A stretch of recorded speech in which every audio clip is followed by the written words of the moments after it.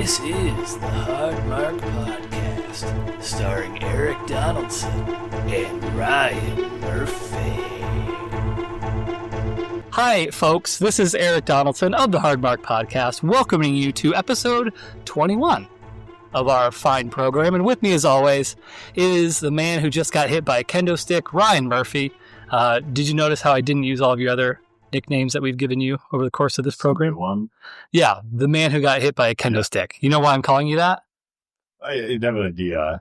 Because Ryan just got hit by a kendo stick. If you are curious to check this out, please look up the Hard Mark Podcast YouTube channel. You can find the fully edited clip available there. You can see Ryan go down to his knees in pain. It wasn't that bad. You ready to do another one? Maybe after another beer.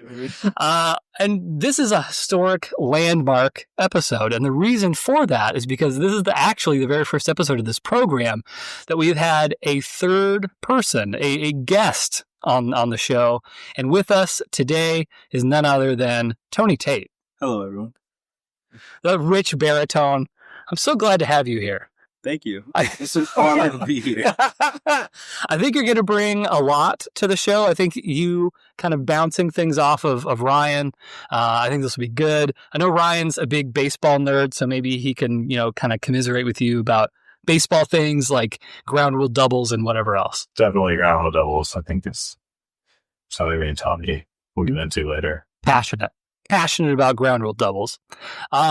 This is going to be a good show. So our match that we're going to be watching a little bit later is going to be the Ultimate Warrior, your favorite, Ryan, taking on the Macho Man Randy Savage, which, as luck would have it, when Tony and I were texting leading up to this program here today, Tony actually sent me a GIF of Macho Man Randy Savage. So I sure did. I thought that was very, and that was a total coincidence. I had no idea you were going to send that. You didn't know we were going to watch this match. I also didn't know who that was. That was very cool. Do you really not know who Macho Man Randy Savage is? I've heard the name. I didn't know the face. A lot of people know him from Slim Jim commercials. And that's what I said. that is what you said. Oh, yeah. But before we get into the match, I know we all we enjoy chit-chatting. We enjoy talking about things. Here's an interesting thing, actually, that I recently found. Did either of you know that Wrangler people, Jeep Wrangler people, have hand signs to each other? No. No, I did not know that. God. Can you just always lean in and just... I feel like you're at a trial. I just want to make sure everyone understands. Good. Did you know about this, Ryan? I also did not know. Is it exclusive to Wrangler Jeeps? Yes. Okay. It is exclusive to people that own Jeep Wranglers. So here's what I saw specifically. I saw a woman in front of me at a stoplight, and she's just sitting there. I'm like only kind of half paying attention or whatever, but I see she's in a Wrangler, and in the opposite direction of where she's facing, another Jeep Wrangler is driving by, and she gives them like the peace sign. So she leaves her hand on the wheel, but then she flips a little peace sign at it. I was like, I've never noticed that before. And so then I started asking my friends who used to have Jeep Wranglers. I was like, hey, is this a thing? And apparently it is. And I may have seen her cue, but apparently it's like a little W sign for like Wrangler that you throw up. Not a peace sign. It's a well, I think she may have been doing a peace sign, but I think that there is a Wrangler hand gesture that consists of, it's this. So for the people who can't see me right now, which is everybody but the two people in the room, I'm doing like an okay, but I'm feathering my fingers out in a W sign. So this is apparently what you do. So you're clasping the wheel of the Jeep Wrangler, and then you flash the W up, and that's sort of just like the, hey, other Wrangler. I think it's the best thing for them. I don't like being excluded from things personally. So when I saw that, I was mad. So do you like being a part of things? I like having the option of being a part of things. If I decline being a part of things, that's one thing. So for example, if somebody flashed that at me and then I had the option back, then that's fine. Then that's great. Unless you were driving a Jeep, right? Exactly. Right. So I'm being excluded from this without even being given the option to participate is my point. It must be frustrating, but I just want to add. It's actually the Jeep wave. it's not just Wranglers. You can just get any kind of Jeep. Wait, really? That's absolutely right. Oh, you're looking this up right now. Yeah. Any Jeep. It looks like this. Oh, that is what she did. That's what she did. That's Three different from what you fingers, said, though. 3 fingers, the thumb, the index, the middle. Those 3 extended. I bet. That's Still on the wheel.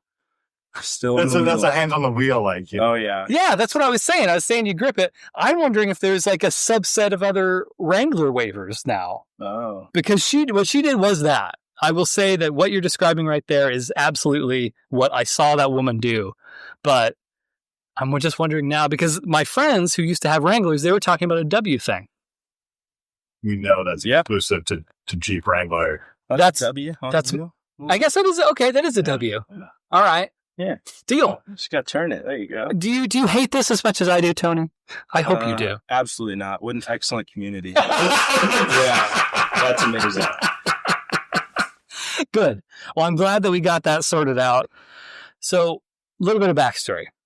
For a long time in my life, whenever I was at like a social event or a party or anything, I would usually be introduced to people a certain way. Like there'd be like one story or something that they would use to introduce me to people. I don't know if either of you guys have experienced the same thing. For my late teens, early 20s, for better or for worse, I was known as the dead baby joke guy. Ooh. Yeah. Not an albatross you want to have around your neck for an extended period of time, but for a while there, I was the dead baby joke guy. Then for a while, I was the guy who had a bunch of poop stories because there was at least 3 or 4 occasions where, like, one time I pooped on a campfire, another time I pooped on someone's truck. So, like, I was the poop guy for a while. And now I've basically settled into being the guy who went to the gathering of the Juggalos. So having said these things, what is your equivalent for each of you? What if you're going to a party and you don't really know people and you're there with like a friend of yours, how do they introduce you? Like what fun factoid did they bring up about you? I fucking hate these questions. This is like, What do you mean these questions? like, present us something interesting about yourself. We're telling us, I fucking hate this Here, shit. can I just ask a question, Yeah. Tarek? Can I ask Yes, a question? you may. Okay. Looking back on what you just described, Yes. how would you say your life was trending? Dead baby joke. Poop stuff. Yeah. I mean, there seems to be a pretty discernible path. I don't know if there is going to be a 4th descriptor in my life beyond Gathering of the Juggalos, but if there is, I feel like it's going to be a real dark place. Yeah, trending down. I agree. I think it is trending down overall. How would you really have nothing, Ryan? I mean, I could be the kendo stick guy now. Yes! Yes! The guy who got hit with the kendo stick. Did you really have nothing until like Greta? Greta's going to introduce you to somebody at a party. What is she? Oh yeah, Ryan, he went to India on a scooter. Like, what is she going to It say? probably depends on how much I've been drinking, how much I'm willing to like engage in this. Like, Well, you're not the one saying it. It doesn't matter. no, exactly. It has to be like, how pumped am I about like who's going to introduce me? And like, and It's the person you'd be most pumped about. It's going to be Alex Rodriguez, circa 1996. She's introducing you to, she built a time machine. She's going to 1996. There's Alex Rodriguez. He's palling around with Joey Cora. You're super stoked. And Greta's just like, hey, this is Ryan Murphy. I'm just saying. All right. I'm so glad that you're here, It just Tony. sounds like a good time. Do you have anything, Tony? Like you've done, I'm not insulting you. You've done stuff. I've done some things. Absolutely. You've done a lot of things. Yeah. So like you probably have a little bit more of like upstanding things that people would say, but like you went on an extended trip to Southeast Asia. Southeast Asia. Is that how people would describe you? Yeah, absolutely. After that, I mean, that was a very important point in that in my life. You know, How long were you gone for? we were gone for 5 months. That's a long It time. was a long time, and we'd quit our jobs. We got rid of everything. So it's kind of a crazy trip. I'm not a traveler at all, so I'm not. What does that mean? Because you don't like flying, or is there more to it? Absolutely hate flying, and Ryan can sympathize. Yes. it's a terrible thing, but I understand it's the way you get places. All right. That, boat, maybe train. Maybe train. Actually, in Asia, we use the train system there. I love trains, for the record. I think train is like the best way to travel because like you don't have to give a shit about anything. There's like food usually, very relaxing. Sometimes there's scenery, sometimes not. But I would if I had my druthers and I could pick any form of transportation, I'd go train. I thought that. And, I was on a train in Vietnam and it was a little sketchy. It just wasn't relaxing. I was not relaxed that entire time. Animals. Were there animals? Is that why? Not animals, no. But there were, one, they'd go around and like give out food. Yeah. And so when you're done with your meal, I'm like, oh, maybe they'll come around and pick up our trash. And people are just rolling down the window, tossing the trash out. I'm like, what the hell? And then, the whole time, I don't know. I hadn't really been on trains often. But it just didn't feel as relaxing as I was hoping. You didn't catch any cat naps or anything like that? Nope. On the train. Well, actually, I take that back. We took an overnight train. Okay. And that one was great because I slept the whole time. Absolutely. I'm a big proponent. I've been on some trains in Europe. I've also taken the bullet train in Japan, and I can't speak highly enough about my train experiences. I think I was just made to be an 1800s man, just traveling by train all over the live long day.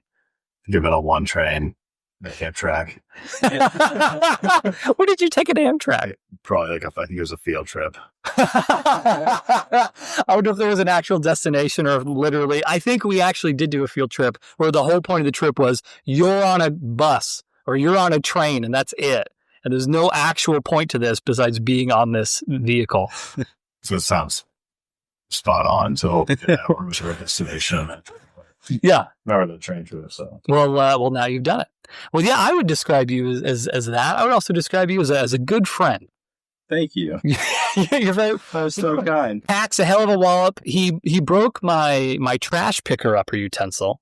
I'm not going to invoice you for it, but I am going to keep that as a memento moving forward. It's literally, I'll post a picture on our social media, but it's got a nice curve to it now from the heavy bag where you did your damage.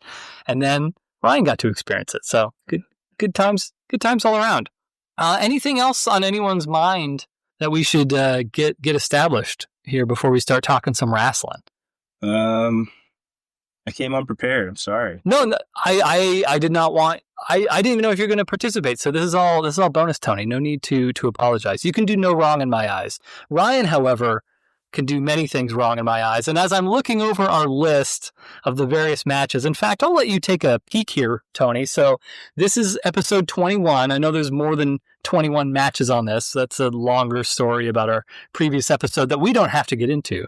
But this is where we're at right now. So basically, the premise of our program, Tony, is every single single episode, rather, we will watch at least one match, and then Ryan will try and make a prediction on who he thinks is going to win the match, and then he will rank the match. So by the end of our 100 episode run, we will have the greatest 100 wrestling matches of all time ranked, and that's the whole thing. That's amazing. Have you ever watched pro wrestling before, Tony? Yes, but I've never really followed it. It's been on. I've seen TNT pro wrestling. What did you see, Tony? Well, actually, my grandma loves it, and so it's always on when I'm... Even now? Yes, today. Oh, wow. Okay, so you'll just be going over to Grandma's house, and she'll just have it on? Always. That's so... I promise you it's on right now. Yes. Man, and she's probably been watching it for like a really long time by this point. I think she just got into it, actually. Like within the last 3-4 years something. Wait, really? Yeah, no joke. She found wrestling and she loves it. That can't be a common thing. Bring her on. My grandma's hilarious. I don't know if you could handle her on this show, though. She's out there. As long as she talks into the microphone as if she's answering a question from an attorney, I think that she'll do very well. Yeah, she raised me right. So is that your sole exposure to pro wrestling is what your grandma's had on the past 3 years then? Yeah, it's been on at my grandma's house. What, how old are you? 31. So you were never into it in the mid to late 90s when all the kids were crotch shopping and Stone Cold flipping the bird and shit like that? No, the most I was into it was I had a wrestling game on Xbox. And that's where That's why I like Rey Mysterio. He's a good character. If I had known that Rey Mysterio, that you had this, connection, I would have maybe made a different choice. But it's fine. I think that we'll all get something real good out of this episode here today, this match that we'll be watching. Ryan had never actually, he claims he's watched wrestling before, but he couldn't name one person. He couldn't name Rey Mysterio. I think the only name he knew was Hulk Hogan, and that was pretty much it. Let's look where I am now. And look where he is now. A beacon of knowledge. He's at a 14-11 record, actually. So he has successfully predicted the winner 14 out of 25 matches so far. He's on a one match winning streak. Am I? Yes. What do you mean? I thought I won my matches last week. No, there was one that you predicted incorrectly. Was it the Jake the Snake versus Lanny Poffo? I think it was. That was the tough match. You wanted Lanny to win, but then Lanny totally biffed it when he fell outside of the ring. Won the hearts. He won your heart, and then the Snake just totally went on Lanny. One thing I do want to say, I think that right now, this period that we're in, starting episode 21 on through episode 30, the deathmatch episode, I think that this is going to be when people tell the tales about the Hard Mark podcast in the long ago in the hinterlands. They're going to say this is the period where they really hit their stride and became one of the greatest wrestling meets science podcasts of all time. I was thinking the same thing. Well, I'm thinking it because I know what matches we have coming up leading up to the deathmatch episode, and this is going to be a real good series of matches. Having said that, I think that you are going to actively dislike our match here today, Russ. Yeah. Yeah. But with that said, let's talk a little bit about this fucking match. So, as mentioned, our match today, Randy Savage versus the Ultimate Warrior. So the last time that we saw Macho Man Randy Savage was against Hulk Hogan in WrestleMania 5. That was back in episode 6, so it's been a little while. Do you remember that match, Ryan? Yep. Do you? Tell me one thing about the match. It was a great one. Okay. You don't remember anything. That's fine. Just say that. So the commentary is the thing that you really liked about that match. You liked the bickering. The backstory of that match, if you remember, was there was a bit of a love triangle. So Macho Man and Elizabeth were aligned. Hulk Hogan and Macho Man created the mega powers together.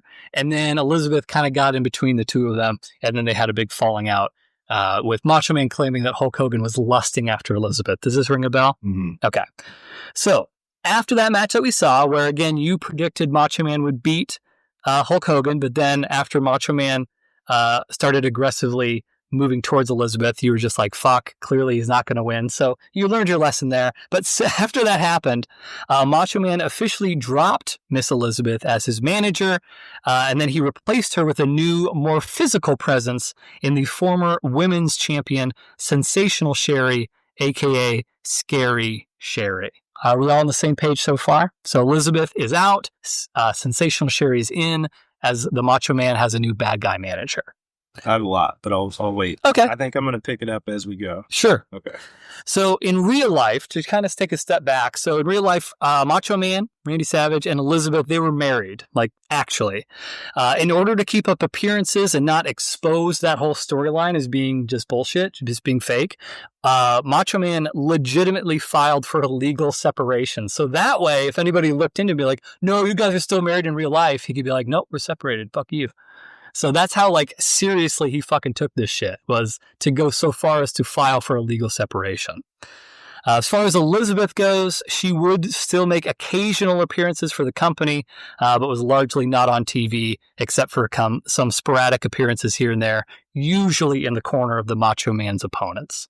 Also during this time, so last time we saw Macho Man was WrestleMania 5. This match we're going to be watching is WrestleMania 7, so it's been 2 years since we've seen him last. In that 2 years, he officially proclaimed himself WWF royalty, renaming himself Macho King Randy Savage. So he's been upgraded from a man to a king. And so then he had his sensational queen, Sherry. Thoughts, Tony Tate. This is all new to you. Ryan's just taking it in stride. This is all just, same old for him. What are your what are your thoughts, Tony? That is an amazing story. It's pretty good. Yeah. It's pretty good. You missed That story. the WrestleMania 5 thing between Hulk and Macho was one of the actual, like, legitimately, not speaking ironically, one of the best stories, because it took like a year and a half to kind of like build them as being friends, and then it all got torn apart because Macho Man was just so darn jealous. But so that's Macho Man. That's what he's been up to since the last time we saw him. The other half of this match is a guy named the Ultimate Warrior, who we last saw at WrestleMania 6. He also fought Hulk Hogan. Do you remember who won that match? Which one? Ultimate Warrior versus Hulk Hogan at WrestleMania 6. I remember. It was Hulk. Yeah, because Hulk never, I don't think he's lost a match. It was Ultimate Warrior. Yep. That's right. So, do you remember the Ultimate Warrior? Yeah. Do you have face paint, wild hair? You really didn't like him. In fact, I would go so far as to say that he was your least favorite wrestler that we've ever seen on the show. I believe at one point in time you called him a pussy. Sus. I'm feeling passionate about that. That's true, yeah. I think you were mad about the way he was wrestling. He was wrestling, quote, like a pussy. Yeah, basically. So last time we saw Ultimate Warrior was at WrestleMania 6. Again, the match that we're watching here today is WrestleMania 7. So what the hell has he been up to in the past year? Let's find out. So Warrior went about defending the WWF title against a bunch of different challengers. Eventually, none other than Macho King Randy Savage, wouldn't you know it, starts calling the Ultimate Warrior out for a title match. So this situation came to a head in January of 1991. I think we can all remember that time pretty fondly. Am I right, guys? About 9 months after the Ultimate Warrior beat Hulk Hogan for the title. So he had a pretty extended run with the World Championship. So the Ultimate Warrior was scheduled to defend the WWF title against former American hero turned Iraqi sympathizer, Sergeant Slaughter. Did either of you guys ever watch G.I. Joe? I know that was well before your time, but you're at least probably familiar with G.I. Joe. So Sergeant Slaughter was like a wrestler, but he actually made it into the G.I. Joe cartoon. So they made like an action figure about him and stuff. So he was like this, he's not, real quick. He claims to be a former Marine. That's bullshit. He was never actually in the military ever. Stolen valor. Yeah, that's It is stolen valor. Yeah, Yes, it's absolutely stolen valor. So he's claimed to be part of the Marines. And like, if you're a bad guy wrestler, that's fine. But he, in like interviews outside of wrestling, has been like, oh yeah, when I did my time in the Marine Corps, it's like, fuck you. You were never in the goddamn Marines. Shut up. Anyway, so he was this big American hero. Then he turned to be an Iraqi sympathizer during the Iraq War. You can imagine how well received that was among the general population. So before this match between Slaughter and the Ultimate Warrior, Randy Savage publicly asked for the next title match from both Sergeant Slaughter and the Ultimate Warrior, so that whoever came out of that match as the champion, Macho King would get the next opportunity. Sergeant Slaughter agreed to those terms. The Ultimate Warrior did not. So fast forward to the match. Randy Savage attacked Warrior while the referee was distracted. He hit him in the head with his royal scepter, leading Warrior to lose the match and the WWF title. This leads to today's match between Ultimate Warrior and Randy Savage at WrestleMania 7. The Ultimate Warrior wants revenge. Randy Savage wants to prove he is better than the Ultimate Warrior. And so to raise the stakes even more, this is something we have not yet seen on this program.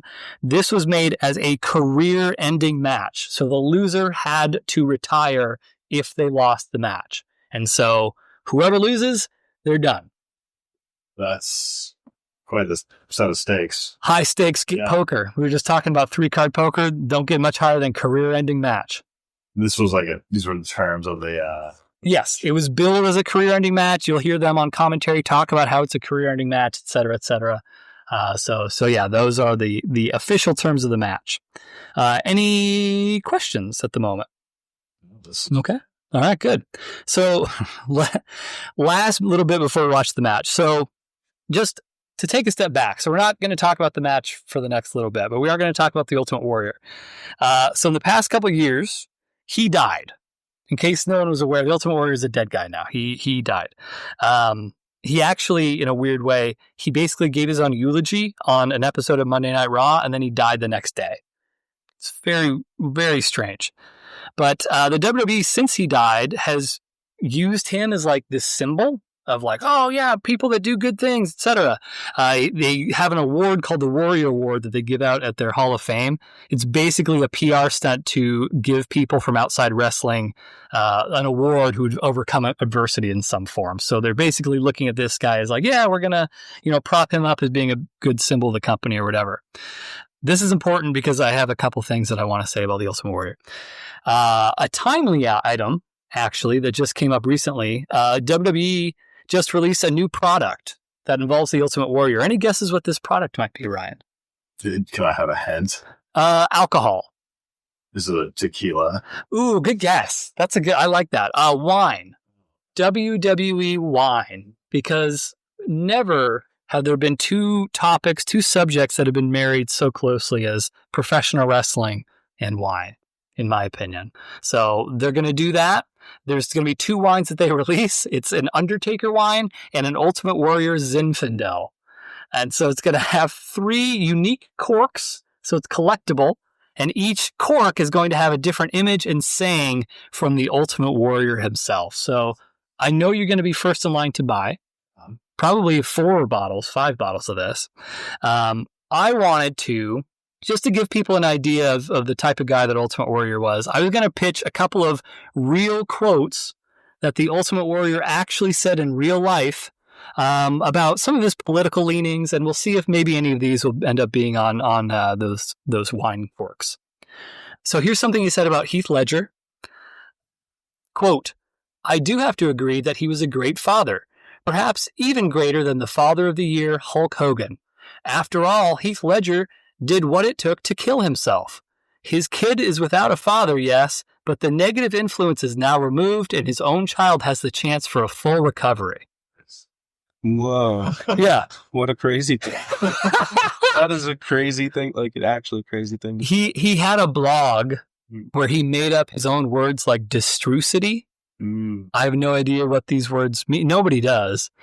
He legally, towards the end of his life career, he legally changed his name to Warrior, like Madonna or Cher, but Warrior.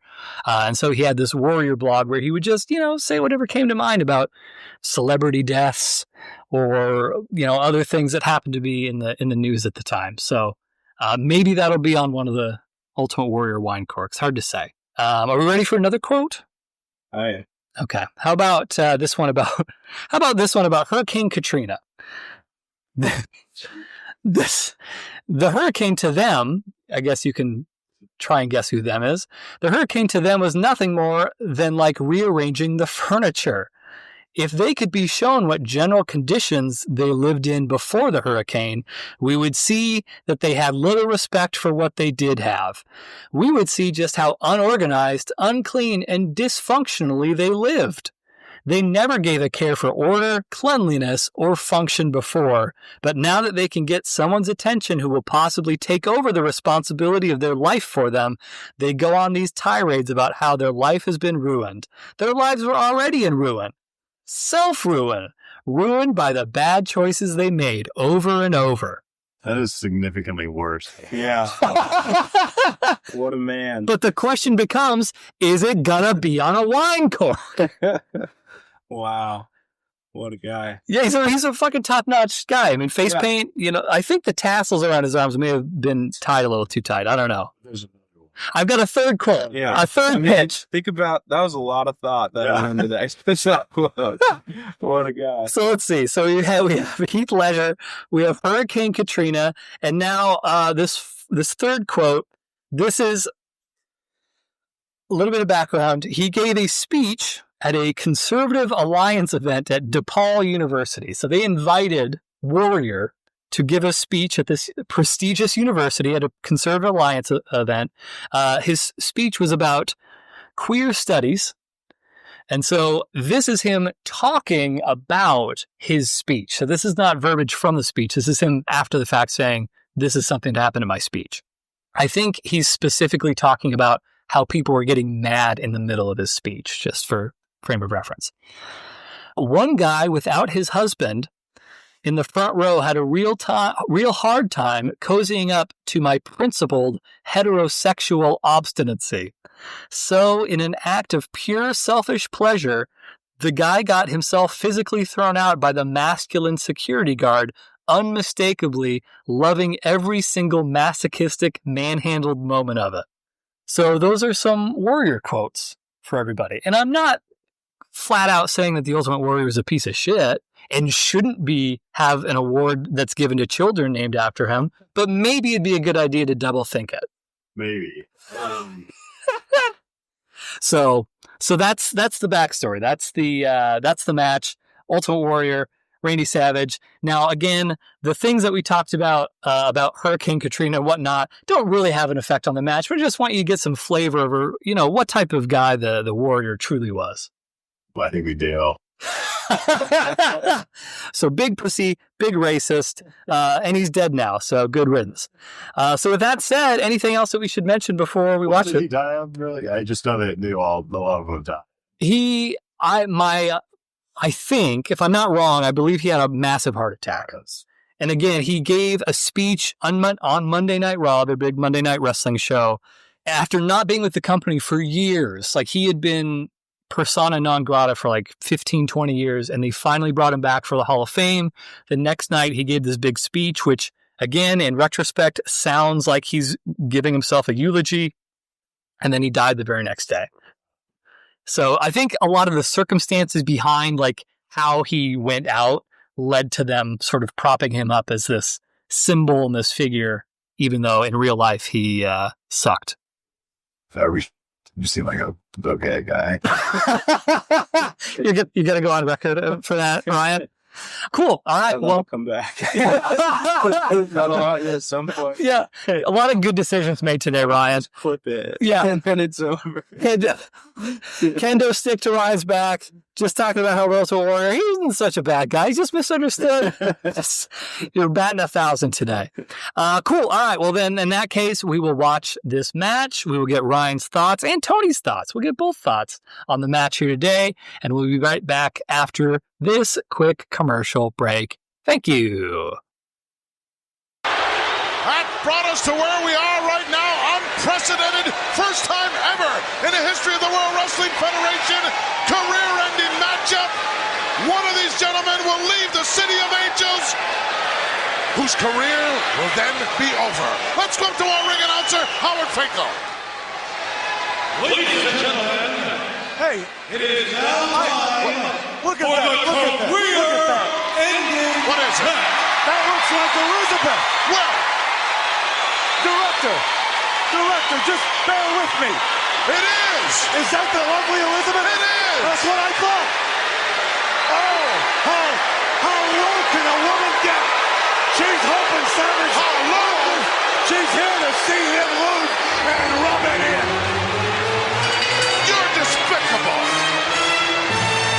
Referee explaining the rules. Both men never taking an eye off each other. This may be Savage's greatest moment. Or his final one. That's right. Bell's gone, this one underway, but both men extremely cautious. Oh, beautiful clothesline, career on the line for both men. And how much closer can you get?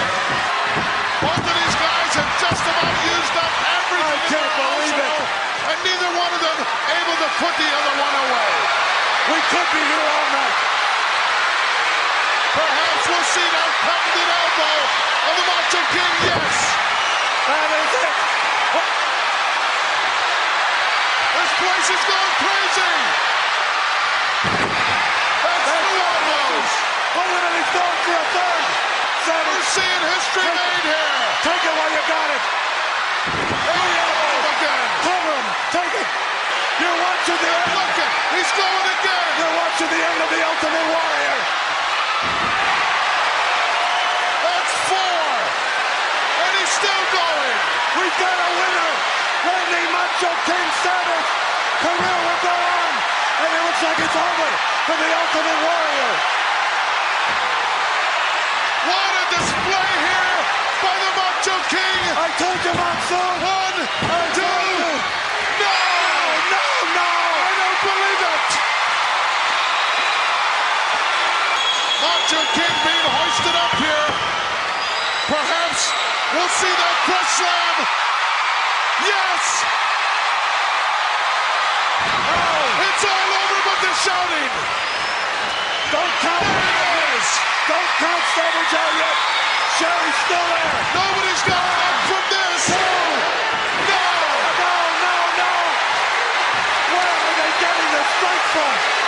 Look at this, the Warlord looking up to the heavens.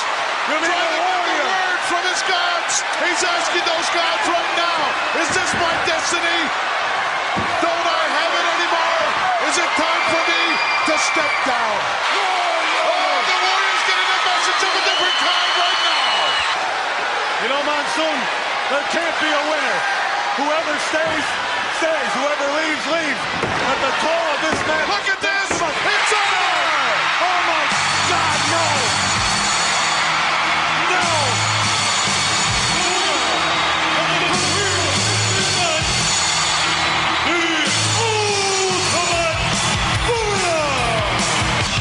Ultimate Warrior victorious here in the City of Angels. His career will go on. That of the Macho King Randy Savage is history. It's also history for sensational Queen Sherry, right? Absolutely. Look at her. Realizing now the consequences. What is she doing? Oh, is she mad? She is furious. Sherry, he did his best.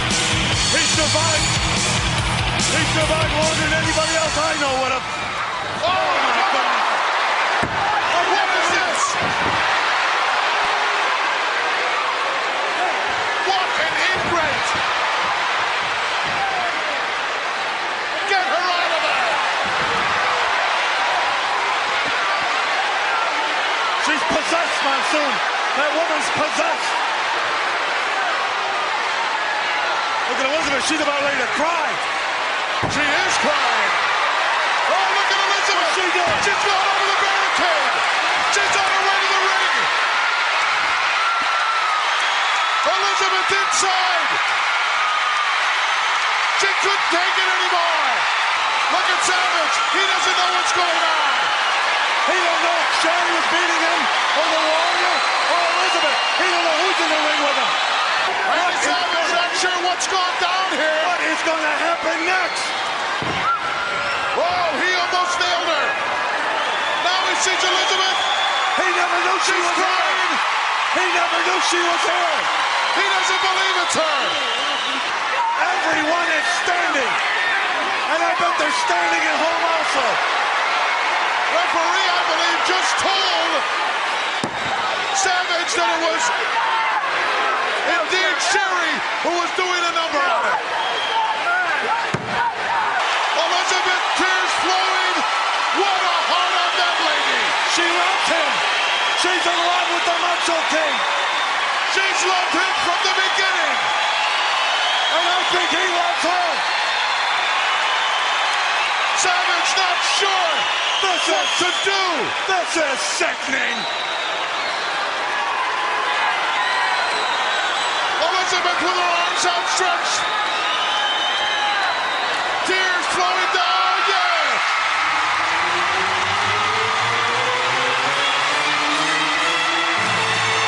Look around. Everybody behind us in the whole ringside area crying. Listen to the ovation for Randy Savage and Elizabeth.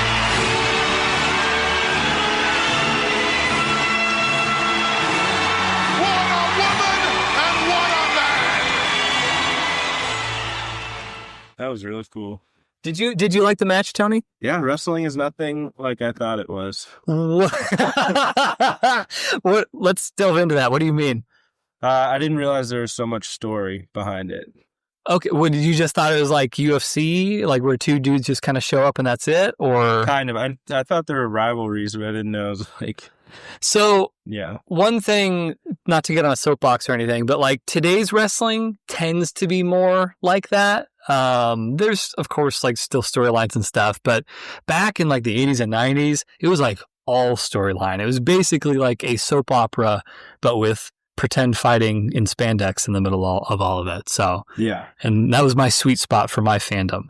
Yeah. Well, yeah, you could tell. I mean, people were crying. People were following a story there. They weren't just like... Yeah, multiple people were like, I bet if you had a percentage, I'm going to go conservative, and I'm going to say 15% of the people were crying at the very end of that match. I was crying at the end. But for a different reason, due to your kendo wound. But let's go to the notes, and we can just kind of fill in the blanks as we go. Of course, Tony, Ryan, if either of you have anything you want to chime in about any of these various points of the match, go ahead and just let me know.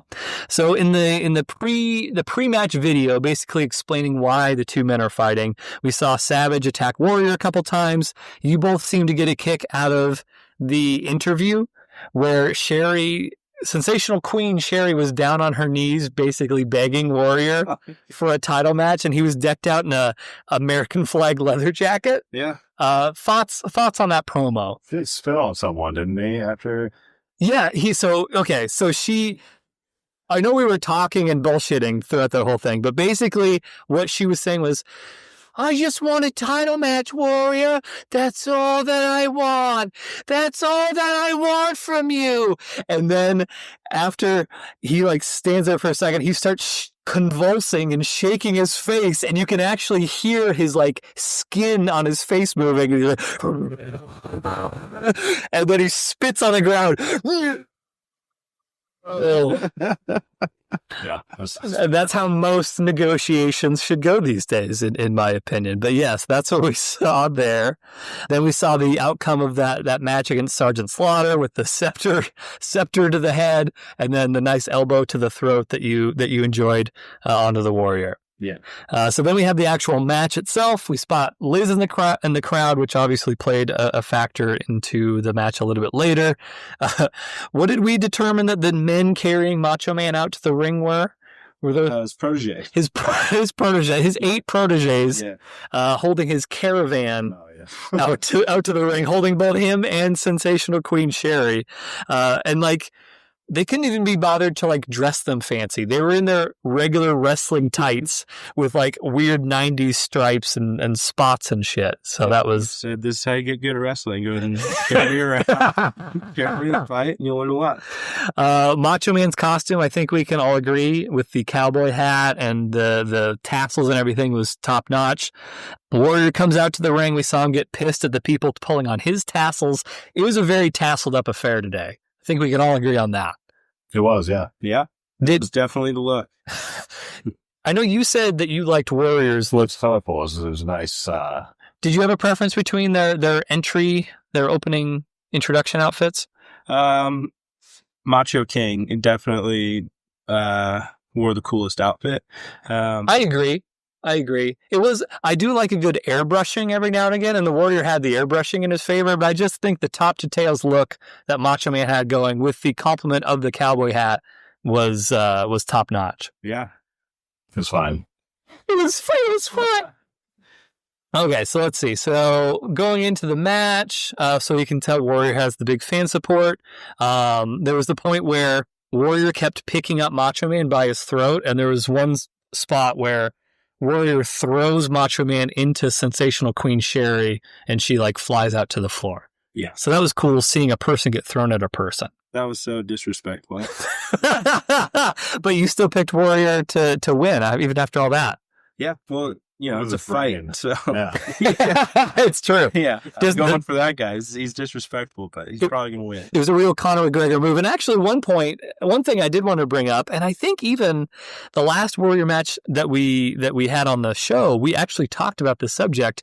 The very first thing out of your mouth when we saw the Ultimate Warrior show up was, "Is that guy Native American?" Yeah. And I instantly burst out laughing because I've heard that on the internet where people said that, but I've never met anyone in real life who instantly was like, "That dude's a Native American, right?" I mean, look at it. I guarantee you he is Native American. Man, I wish a cartoonish version of a white guy being a Native American. Yeah, that's that guy.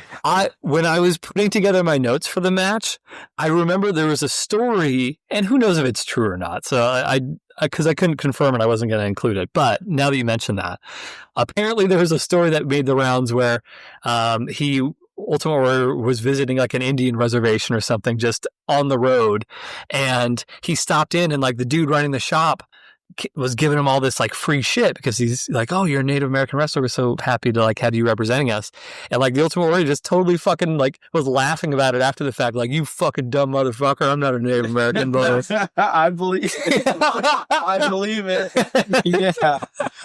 Say, how is he not a Native American? What about his costume and how he shakes around, talks to spirits and a cartoon of a Native American? As a kid, I never thought about that connection whatsoever. To me, it was like a He-Man type of thing. I like, it was just one thing isolated in like that's just what that thing is. I never drew the parallel to Native American people, but he had tassels in like Native American places. yeah, tassel, yeah, calves, biceps, the Native American spots that everyone knows about. Yeah. Where did I leave off in my notes? Okay. Another good part of the match. There's the bit where Macho Man's up on the top rope. I know it happened a bunch. But Macho Man's up on the top rope. He jumps at Warrior. Warrior catches him, delicately places him on the ground, and then slaps him in the face. That was good. Yeah, that was a big, upset in the match because it took Randy Savage. Wait. What was that guy's name? Randy Savage. Yeah, Macho King Randy Savage. Gotcha. Yeah. Macho King, that's what you meant to say. Took him out of the fight for a minute. He had to step out of the ring and compose himself. He got so mad that he had to physically exit the ring, walk around ringside, shove a random bystander out of the chair they were sitting in, pick that chair up, and throw it. Just the most haphazard throw you've ever seen. Just throw it into the ring, which also allowed him to get the jump on Warrior because Warrior was all distracted by Sherry, and then he did nefarious bad guy chicanery. Any thoughts on that bit in the match, Ryan? Or did we summarize it pretty well? There he is. I wonder what happened to that chair. It was in the ring. How is it not used? I'm sure it's in the hands of a collector. That's what I thought happened too, more often than it actually does. Let's just make these 7 chairs the chair that he threw into that ring that one time. Let's see here. Tying the ropes, blah, blah, blah, blah. Catches Savage and slaps him. Oh, there was the prolonged bit where Ultimate Warrior was on the floor and then Sherry kept continuously attacking him until he just said, fuck this, and like shoved her as hard as he could on her ass. Yeah. She seemed like she was into it. It was fine. What choice did you have right there? I thought she was fairly hysterical most of the match. You're the only man under the age of, let's say, 50 that I've heard. He was hysterical and like, I'm just, anybody could be hysterical. She was like banging on. But you're using it about a woman, Ryan. You're using the word hysterical about a woman. At the end of the match, like. Oh, yeah. Oh, okay, sure. She was a little hysterical throughout the match, but it's your use of this word. It's the only time I've used it. I just you used it during the match. You called her hysterical. During the match. Only match is all one event. Yeah. Have you ever called Greta hysterical? Well, absolutely. I would never do that. She might get hysterical when she sees that welt on your back tomorrow. But no, I'll let you know. So. Please tell me. Please tell me what her reaction is. Oh, yeah. Okay. So then there's the bit where, there's a lot that happened in this little bit. Sherry is distracting the referee. Warrior pins Macho King for like 10 seconds before finally the referee notices and starts counting the pin. Macho King gets out. The referee then gets knocked out cold. And we're talking like as soon as he hits the ground, he's basically like a plank, like a board, just stiff. And then while that happens, that's when Sherry jumps off the top rope with her heel and tries to like hit Ultimate Warrior, but fucking moved. Hit Macho King instead. So in many ways, you can kind of point that to being Macho King's downfall is Sherry's involvement. Yeah. Completely agree. Also, I just want to note that is one of many examples of the counter moves that Warrior had. That's true. After Ryan made his pick of Macho King Randy Savage for the match, which is the second time that you've picked Randy Savage to win a match and not won. Not a smart choice. maybe the third time's the charm. I'm sure it'll come up again in our program, maybe sooner rather than later. But yeah, after that's when Tony made his pick of Ultimate Warrior. And you're right, another heads up move by the Warrior. Always knows where he is in the ring. Great ring generalship, you would say. Absolutely. She's about 2 steps ahead the whole fight. It's true. It's shocking to me that Ryan didn't notice this. I wouldn't say 2 steps ahead the whole fight.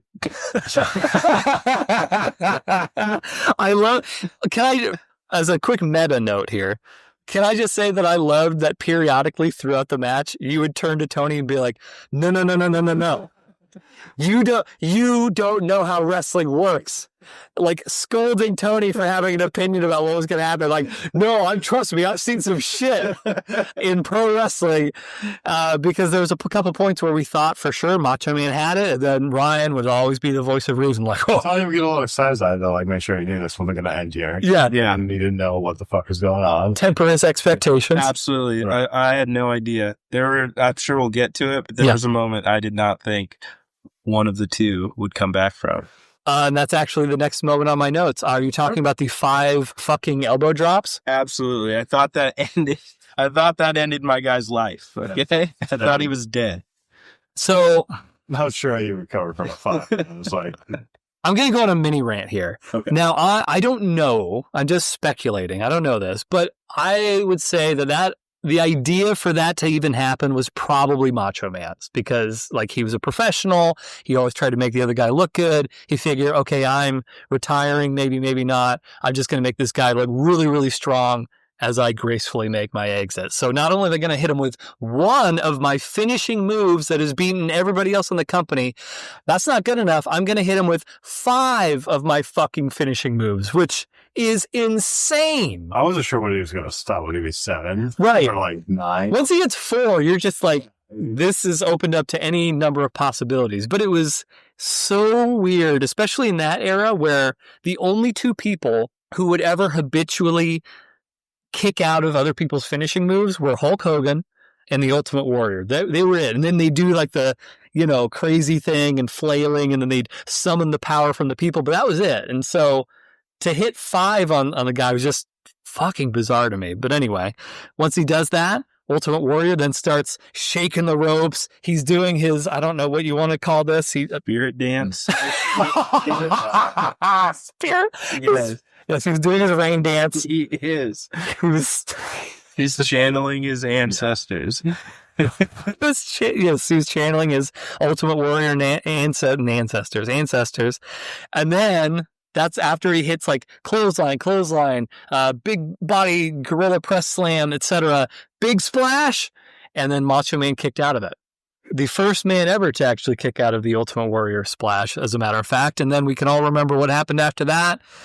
Ultimate Warrior starts talking to his hands. What's going on?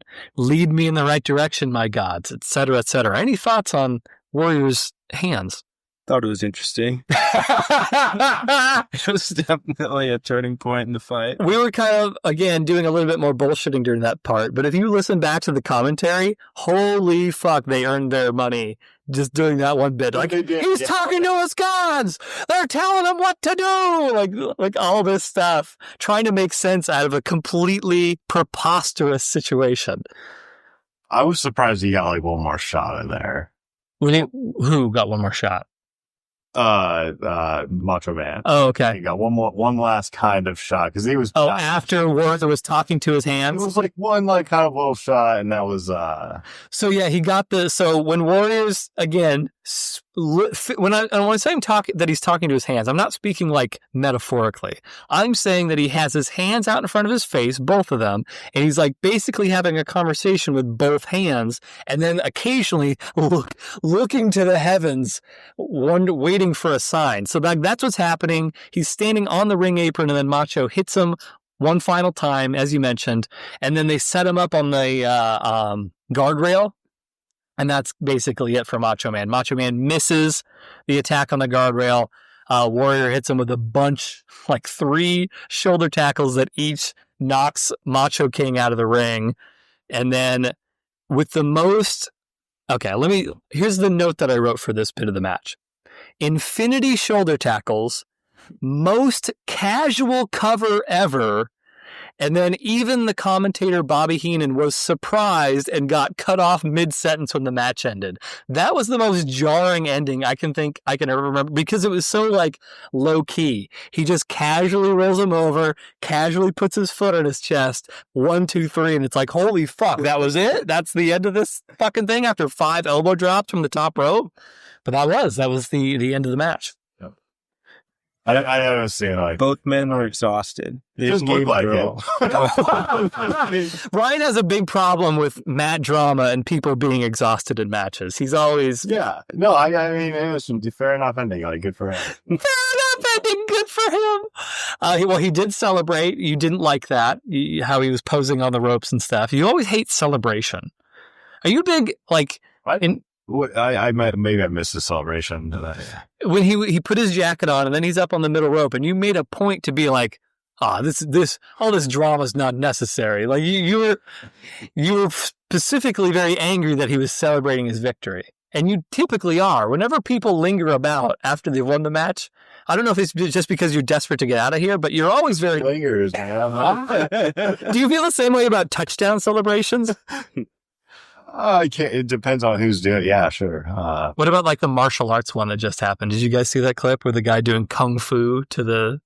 You know what? My dad hates touchdown celebrations, so I think that's where I got it. Yeah, I'm like, what? This should have been there before. That's where I got it from. Like, I don't know. I love touchdown celebrations. I love them too. It's football. It's entertainment. For sure. It's funny. A little bit of showmanship never hurt anybody. But there is one that just happened like earlier in the week where there was a guy, it was an away team. I don't remember which team it was, but the away team scored a touchdown and he went up to like the barricade at the end of the field. And so it was like the other team's logo, and he squared up like in a martial arts stance and he started throwing punches and kicks towards it. It was fucking great. Real good stuff. But that's funny. I encourage checking it out. Yeah. Okay, so Warrior celebrates. He leaves. That's when the best part of the match. That hit, was it, in your opinion, was that absolutely. So once Warrior leaves, that's the best part of the match. Got it.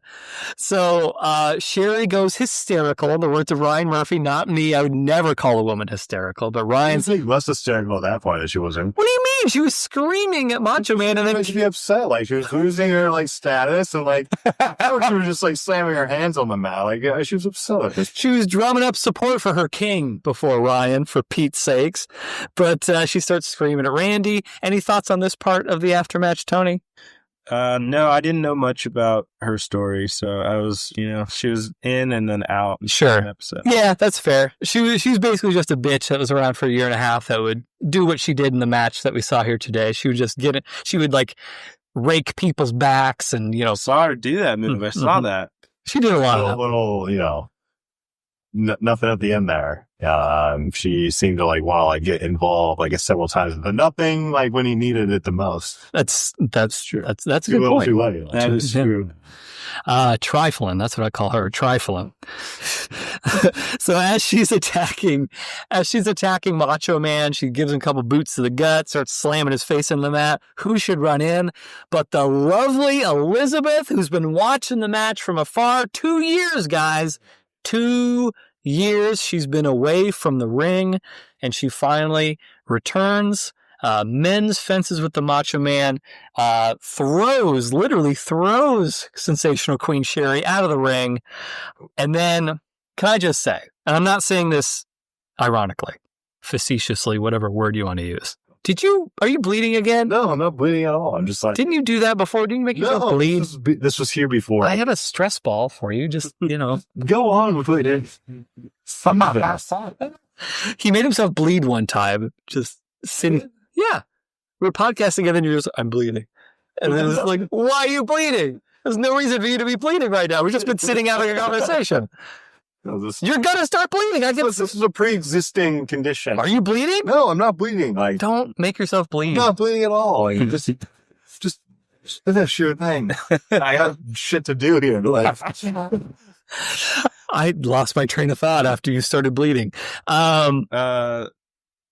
whatever. Facetious comment, like. Queen. Oh yeah, okay. I'm not saying. Okay. I know what I was going to say. Okay, thank you. I did have an edible earlier. Legitimately.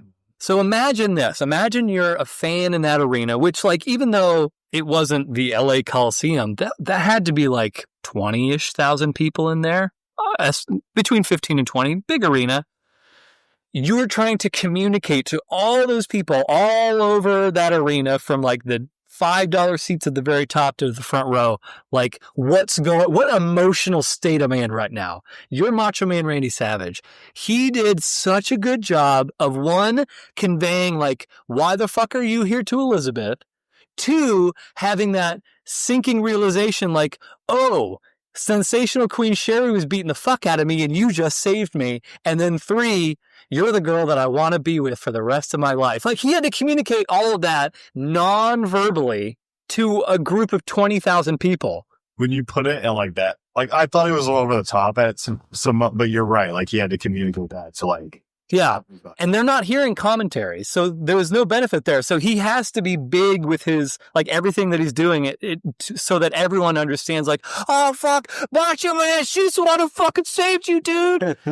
But it was the best part. And the commentators were fucking, like, that was some of the best commentating I've ever seen in a wrestling match. Really? A professional sports match, to be honest.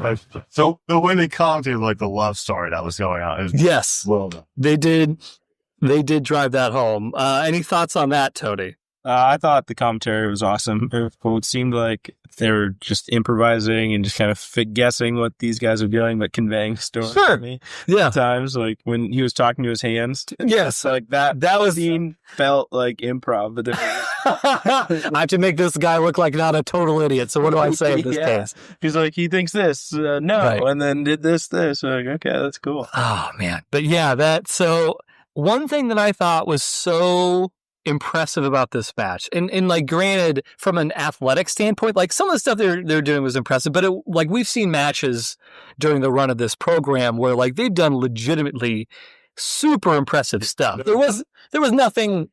Yeah, like, it looked like two human beings doing drama with their body. Theatrics of this. Yes, the theatrics. Were you guys not blown away by those elbow bombs? Because I was. It's crazy. You're like, in real life, this man is just jumping off the top rope and landing his elbow on your throat. Macho Man's elbow drops were some of the best in pro wrestling history. Ryan is very jaded about wrestling moves. 95% of what he sees, he's just like, that's not a big deal. They're landed on, like, what do you call it? What do you think it's a... It's not. It's wood, Ryan. It's a wood. I've seen him set up at the... That's right. What was that? Defy. I forgot about that. So I did forget that I do have some watching. He's been to live wrestling shows. I've seen him. I worked was catering there. Yes. Did you not watch any of the matches? No, I did. I did. It was really cool. Yeah, it was really cool. Because while they were going on, no one was getting food and stuff, so I just stand. Yeah. I brought you a beer once. You did. I did. I remember that. Yeah. You paid for it and everything. It's all good. I think I tipped him okay. I was just talking about the mats. It's fine. Oh, that's right, the mats. Yeah, those. Tony, his first match, right? Like, yeah, exactly. Wrestling Tony. But the elbow drop, like, just imagine trying to pull that off. Just like, I'm gonna, like, okay, take the kendo stick. Yeah. I missed, And now imagine you do that 5 times. Yeah, that's it. And that's crazy. Yes, for sure. Macho Man was one of the greatest of all time. No, I think Tony needs to see the number 1 match to see, like, Well, I mean, I got plenty of time. I saw the best one. Is that the best one? Well, I mean, we're about to get to the science. We're about to that point. So we will. No. And Ryan was peeing during this, but Tony and I, calling out peeing boy over here, little bladder. Tony and I, however, enjoyed all the shots of the fans in the crowd crying their eyes out. Yeah, they were moved. So, okay, off the top of my head, well, I guess the main one that stands out for me is the gentleman in what can only be described as a nylon turban, a bright yellow nylon turban, and some sort of track jacket underneath. I've never seen this. His hat had to have been a piece of WWF merchandise, but I have no idea who it would have been for or like what it was actually, what its purpose was. But he was my favorite, and he was also the first guy they showed, just hopping up and down, tears streaming in his face, and that was genuine emotion. That's real. Oh yeah, and I loved it. Last thing I want to say before we get to I'm ready. Just last thing I want to say before we get to the science, which I know is the real reason everybody's here, because we love beakers and test tubes and whatnot. By the end of everything, not the match, but by the end of like the whole Macho Man Elizabeth thing, you pretty much have forgotten the match. You've forgotten that he lost to the Ultimate Warrior. So in many ways, even though the Warrior won, he's kind of an afterthought after you see everything happen, just because of the extreme turn in the fan reaction from everybody fucking hating this guy to everyone loving him all of a sudden. That's what I was thinking was going to happen. Oh. So you thought he'd win and then... With the fans, with the people. Okay. I thought it'd be a win for the people, the fans. The match, again, afterthought, I think, for most people. So, sure. Hope you understand. It's a very astute point. That's a very, very astute point. Thank you for mentioning that and getting your 2 cents there. Tony, any other comments about the match versus after-match? Not really. I was a little disappointed that this man lost and everyone was celebrating him, but I get it. That's true. He should have just gotten the fuck out of there. Yeah. You lost. Like just hanging out on stage after the fight. Just taking applause. It's true. Like he didn't just get completely demoted. Yeah. You know? Making out with some chick. Like, big deal. Get out of here, pal. He takes a loss and he's no longer the king. Lost his queen. He's with some other girl. It's true. He's back to Macho Man. You know, that's you paint a pretty bleak picture of how that turned out for him, I guess. Yeah, everyone's celebrating it. That was a life-changing moment for him. That's true, in a bad way in many respects. No income. What's he going to do? He's going to be like the rest of us, trying to apply for unemployment. It's going to be miserable times. Hopefully he gets that extra kickback, but who knows if that program's going on much longer, right? So let's talk about some science. What do you say, Ryan? So we got, this fucking list is massive. It is. It was getting harder and harder to fucking put anything anywhere. So Tony, just real quick, last episode 20, which in my mind was going to be this big momentous thing. I had the great idea of, what if instead of watching one match, what if instead of watching one match, we watch 6 matches? But they were all short. They were all like 5 minutes or less on average. But I forgot about the fact where I talk about each of these matches before then. So like it ended up being fucking miserable, basically. We were sweating out of our eyeballs. There was a point where I forgot to start the recording, so I talked for like 15 minutes. Oh no! Without realizing, and it was like, and then he's like, "Let's just fucking do it again. Like, let's just play forward and like start over." This is how the magic happens, ladies and gentlemen. So that was last episode, and so this is our first time seeing the list with an extra 6 matches tapped on, and woof, this is a lot of content, my friend. Let's lead off with one question. Did you like the match? I did like the match. I did like it. I thought it was... Okay. I'm assuming you liked it more than the previous Ultimate Warrior match that we saw. Where did I put that? Towards the bottom. Why is that funny? I don't assume. Okay. No, it was good. It was good. I'd put it like up to higher, not like... Can I see? Yeah. Yeah. But I higher. Okay. So let's start. So we got 25 matches on here. You say higher. Let's start with 10, and then we can either work down. It's going to be somewhere around 10, probably. Match 10 right now is Kazuchika Okada versus Katsuyori Shibata. I remember fun. So that match had the headbutt where the dude literally ended his own career. Oh, shit. He headbutted the guy so hard and started bleeding that he suffered a hematoma on his brain and had to retire immediately. And he's lucky he didn't die. So that happened. My recollection of your feelings about the match, you thought it was okay. I think it went on too long for you, and you liked a couple of bits, but that was the one where the dude had left the company, then come back, and he was trying to earn his place back. That was great. That was a great match. Yep. Really close. Yeah. O'Connor, if you're listening, Brian thinks it's a great match. This is the board. Okay. All right. This is how it is. Yeah, every time. It's Roberts versus Lanny. Do you remember that match? That we watched that last episode. Went to like high school, a guy named Jake Roberts. You told me that. He did not go by the snake, though. No. Which is a big mistake. Yeah. Was this a recent match? Jake versus Lanny? That happened last episode. That was the one with the snake being draped across the man at the end. Pro wrestling. Yeah, this is tough, man. Like, show me the goddamn. No, you keep taking. You don't know about any of these, but you've watched all of them, but you don't remember any of them. Yeah. Okay. All right. I'm just gonna let you work through the process. Use the integers. What's another science? I want to say Kaufman versus Lawler is better than that. I want to say it's behind that. You guys need 2 iPads and Google Docs. Sid Vicious.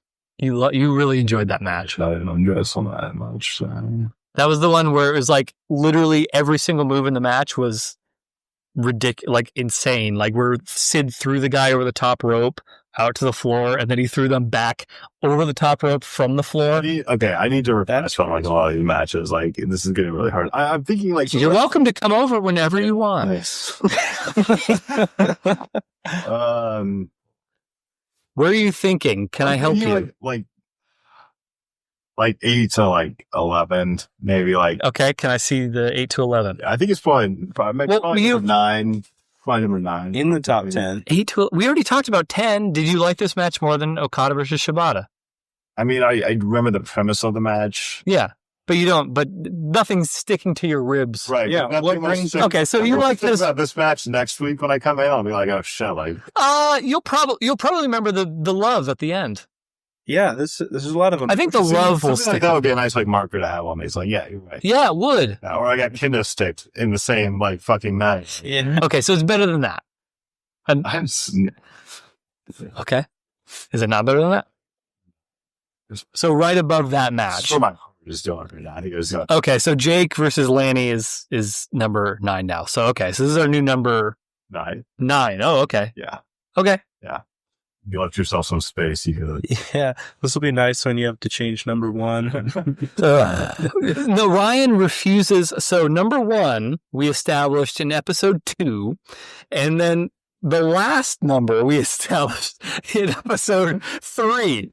Ryan refuses to fucking move either of those, and he actually, bless his heart, he actually rewatched the last place match recently after we watched it originally, not realizing it was the last place match. He's like, "Oh, I really like that match." I was like, "Oh, really? Because that's what you fucking ranked last." He's like, "No, did I?" I was like, "Yeah, you did." And so now it's in this perpetual state of just being last because Ryan refuses to move them at all now.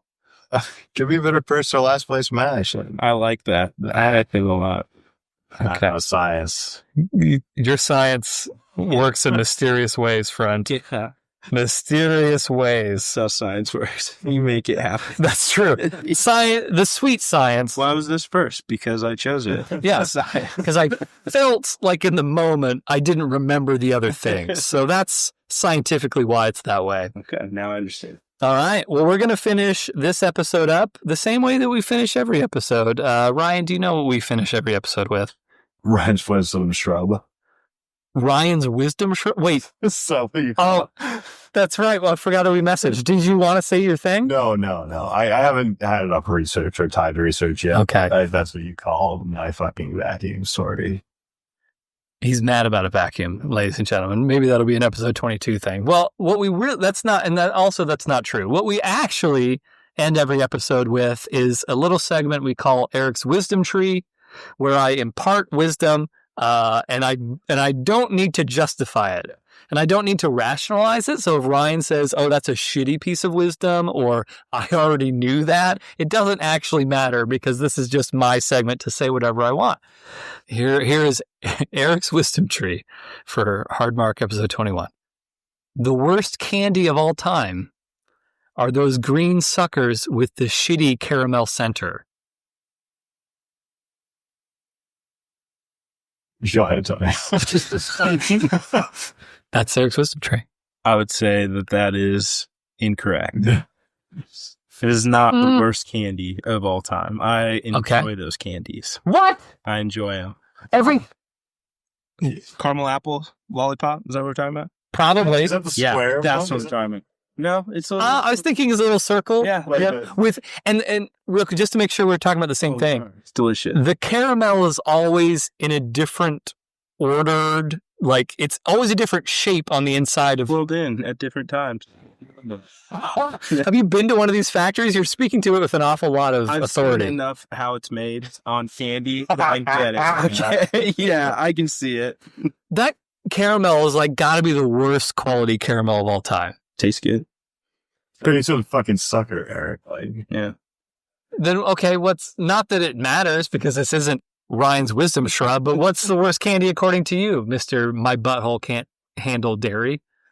that's what you're gonna show him. Yeah, because you can't even eat chocolate because then you get tooth. There's like 100% cacao, whatever. Cacao. You hear that, Ryan? It's 100% cacao now. Cacao. What's that? Chocolate won't make your butthole go. Chocolate doesn't make my butthole do anything.